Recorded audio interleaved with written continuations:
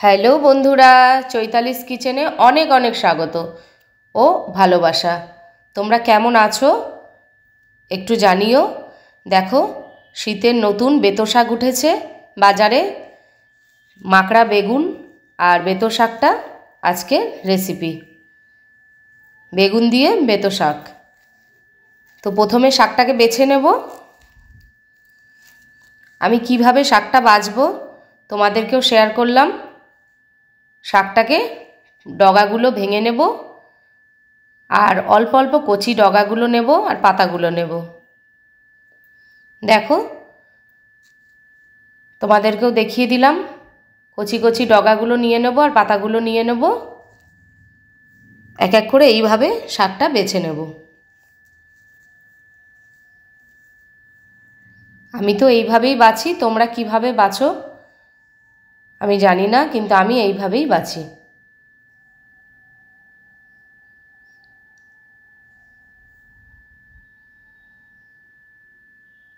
তোমাদের সাথেও শেয়ার করলাম। বেতো শাকটা বেছে নিলাম।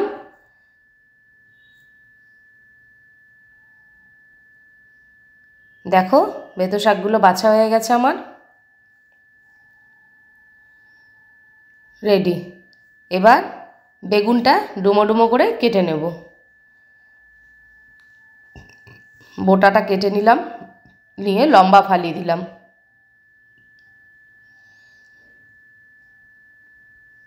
প্রথমে ভাবছিলাম বেগুনটা ভালোই বেরোবে, তারপরে দেখলাম পোকা বসে রয়েছে ভেতরে।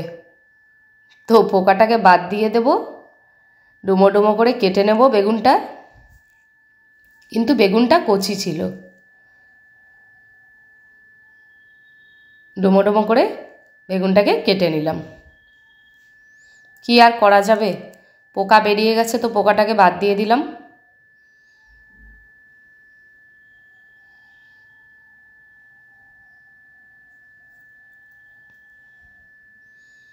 দেখতেই পাচ্ছ, এইভাবে ডুমো ডুমো করে লম্বা লম্বা করে কেটে নিলাম।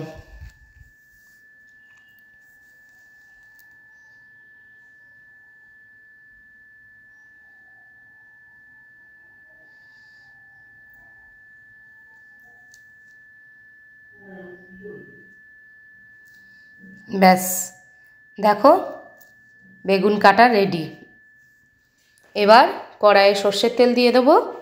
এই রেসিপিটা সর্ষের তেলেই করব, তাতে ঘ্রাণও হবে, খেতেও ভালো হবে। সর্ষের তেল দেওয়ার পরে 5 ফোড়ন সম্বাদ দিয়ে দেব, আর 2টো শুকনো লঙ্কা ফাটিয়ে দিয়ে দেব।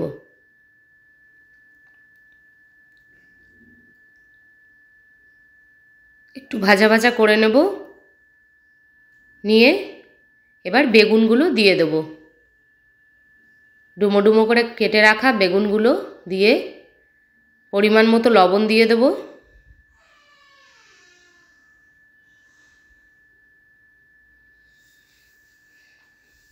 নাড়াচাড়া করে নিলাম, নিয়ে এবার পরিমাণ মতো লবণ দিয়ে দিলাম।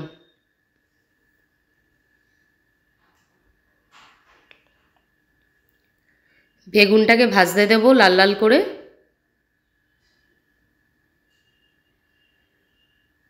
দেখো, আমাদের বেগুনটা ভাজা হয়ে গেছে। বেগুনটাকে তুলে রাখবো। হয়ে গেছে বেগুন ভাজা। এবার ওই কড়াইয়ে তেল দিয়ে দিলাম একটু, দিয়ে শাকগুলোকে ছেড়ে দিলাম।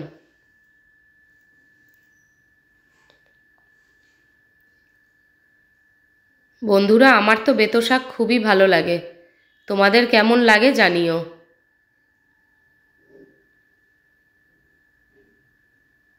শাকেও লবণ দিয়ে দিলাম পরিমাণ মতো।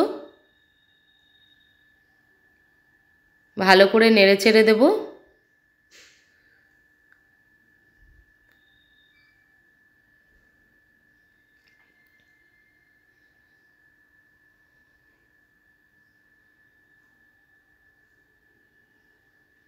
ভালো করে নেড়ে চেড়ে এবার ঢেকে দেব। শাকটাকে মজতে দেব। আবার ঢাকনা খুলে নেড়ে দেব।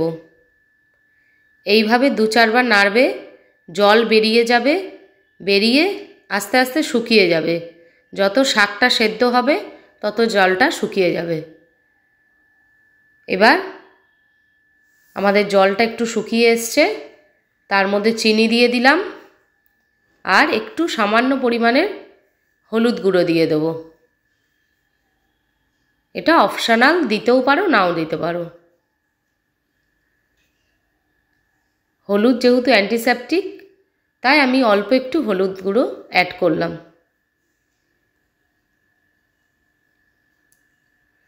দেখো আমাদের জলগুলো পুরো টেনে নিয়েছে, শাকগুলো হয়ে এসছে।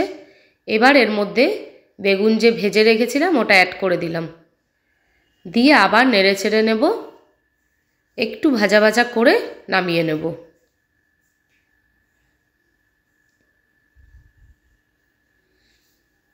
আমাদের বেতো শাক প্রায় রেডি।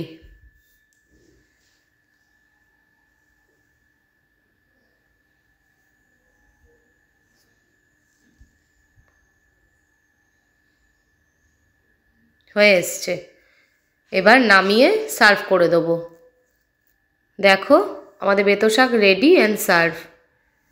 বন্ধুরা, তোমাদের কেমন লাগলো এই শাকের রেসিপিটি অবশ্যই কমেন্ট করে জানাবে, আর যদি ভালো লাগে তো একবার ট্রাই করবে।